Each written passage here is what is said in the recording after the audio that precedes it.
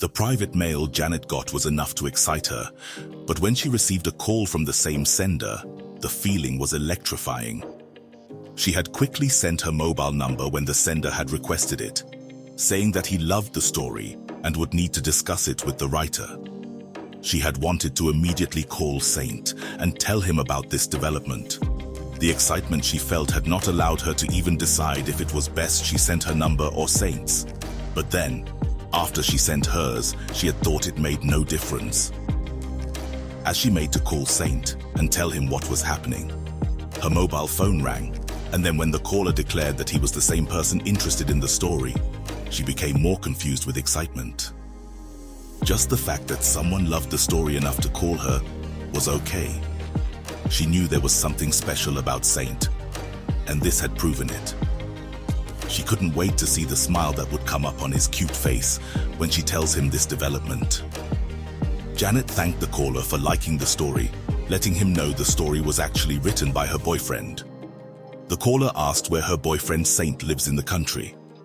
Janet quickly told him they both live in Uyo and school at the University of Uyo.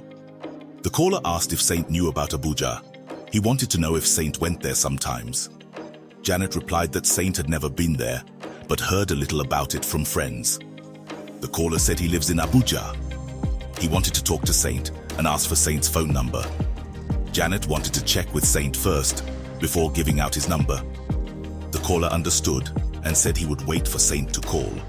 Janet was curious about the caller and asked who he was and how he could help.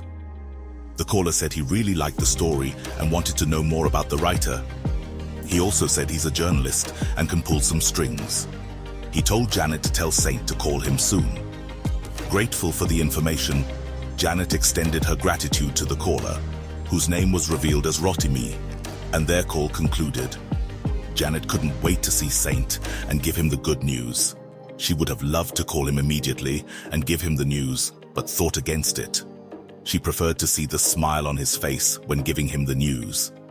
She decided that she was going to go to his house first thing in the morning. They would go to school together from his home. For now, she must finish up with her school assignment.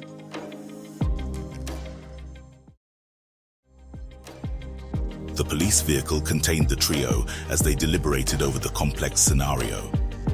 Inspector Lucky questioned the veracity of the woman's claims, prompting a discussion among them. His colleague recounted the call he just had made.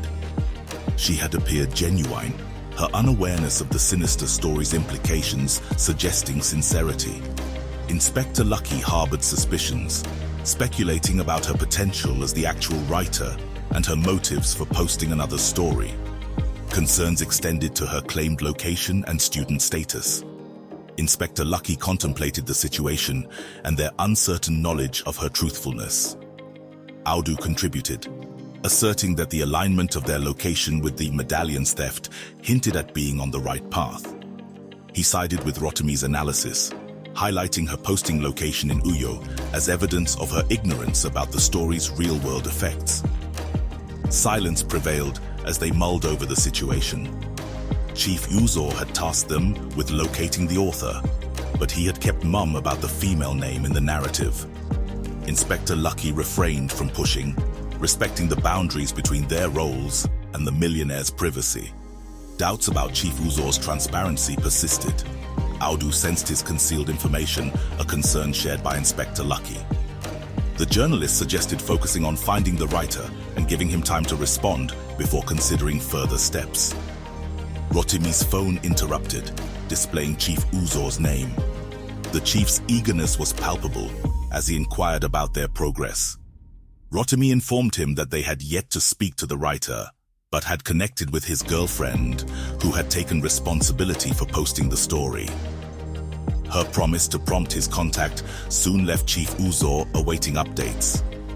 Chief Uzo inquired about their location. Rotimi disclosed that they were students at the University of Uyo, Akwa Ibom State. Chief Uzo's silence resonated, perplexed by the mention of Edna Aja's name. Her significance was a mystery, known only to Chief Uzo himself. Desperation laced Chief Uzo's voice, driven by an undisclosed concern beyond the case. He implored Rotimi to locate the writer, promising financial support. He sensed peril and was willing to pay any cost to uncover the truth. Rotimi vowed diligence and updates. He suggested waiting for the writer's communication by morning and planning their next steps. Inspector Lucky pondered Chief Uzor's hidden motives. Confrontation wasn't feasible, given the millionaire's stature. Their only recourse was to find and engage the writer. A plan emerged for the coming day. Retrieving the medallion from Angela and persuading Chief Uzor to reveal information became paramount. The trio shared a resolute consensus on the investigation's direction. Rotimi's significance was underscored as Inspector Lucky motioned for Abdul to start the car. Their imminent separation marked a continuation of their pursuit. The journalist's importance lingered as they departed Maitama district. Observing the hospital's affluent setting, Ekene couldn't help but compare it to the woeful state of Kubwa General Hospital. Even so, the quality of care he'd received here surpassed his expectations, contrasting with the subpar treatment back in Kubwa. This disparity highlighted a painful truth. Healthcare for the poor was often a dehumanizing experience in the country. He recalled the distressing incident when he'd rushed Bola to Kubwa General Hospital. The urgency in his actions had failed to evoke a sense of urgency from the hospital staff. The experience had shaken him, unveiling the cruel reality of medical care available to many. This situation, rendered incomprehensible by its absurdity, intensified Ekene's frustration. The weight of Bola's limp body began to test his endurance.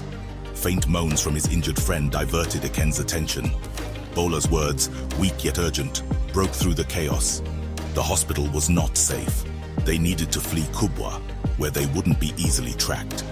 Ekene's mind raced, grappling with the urgency and complexity of the situation. Swiftly, Ekene retreated to the vehicle, his confusion mirrored in his thoughts. Who could be after Bola? And why did his friend consider Kubwa dangerous? The path forward was unclear. As he neared the hospital's exit, a security guard approached, his tone compassionate. Advice poured from the guard's lips, suggesting that the National Hospital in central Abuja was a better choice. There, he assured Ekene, excessive protocols would be brushed aside, the potential backlash from influential citizens a deterrent. With gratitude, Ekene absorbed the information, emboldened by a glimmer of hope. Eventually, he drove Bola to the National Hospital in central Abuja. The change in reception had been noticeable. It seemed that here, wealth could circumvent unnecessary bureaucratic barriers. Bola had been admitted, and Ekene felt a glimmer of hope that his friend was in capable hands. As the evening progressed, Ekene remained alone in the hospital reception, awaiting news from the doctors. He'd been informed that Bola was still unconscious, but had been advised to stay put for updates.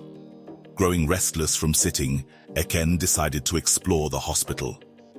He discovered a communal space where patients and caregivers mingled. Seating himself on a slab, his thoughts meandered. He realized he was fortunate to rarely need hospital care due to his robust health. He noticed a neatly dressed young girl sitting alone on one of the slabs.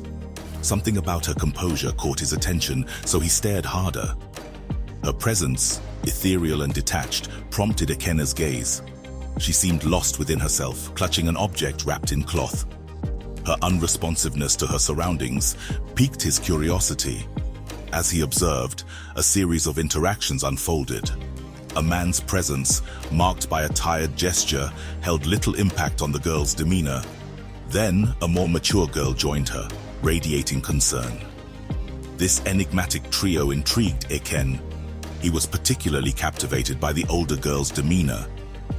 Her poise seemed to reflect an underlying purpose, and he found himself inexplicably drawn to her. She was really pretty, with an air of confidence. Intrigued, Ekene watched as the older girl's attempt to take the wrapped object was met with resistance from the younger girl. An undercurrent of distress rippled through the scene, evident in the older girl's demeanor. His attention lingered on her, captivated by the range of emotions playing across her face. A nurse's arrival disrupted the tableau. leading the younger girl away. The older girl remained behind, her posture betraying her concern. Unconsciously compelled, Ekene rose from his seat, striding toward her. The weight of his own problems momentarily forgotten, he approached her, driven by a need to connect. With an instinct for presenting himself more presentably, Ekene removed his blood-stained shirt, revealing a fitted undershirt. He tied the stained shirt around his waist, an attempt at tidiness despite his unkempt appearance. As he reached her, he greeted her with a tentative smile. Their eyes met, her gaze tired yet pleasant. The exchange was a bridge, and words flowed from his lips. He introduced himself as Ekene and recalled his observation of her interaction with the younger girl. Inquiring about their relationship, he elicited an exclamation of surprise from her. A closer look revealed her appreciation for his articulate manner, despite his worn attire. The subsequent conversation unveiled his role as Bola's friend and the turmoil he currently faced. Sandra, as she introduced herself, reciprocated his gesture of openness. Her willingness to share her situation made Ekene feel understood and provided a brief respite from his own worries.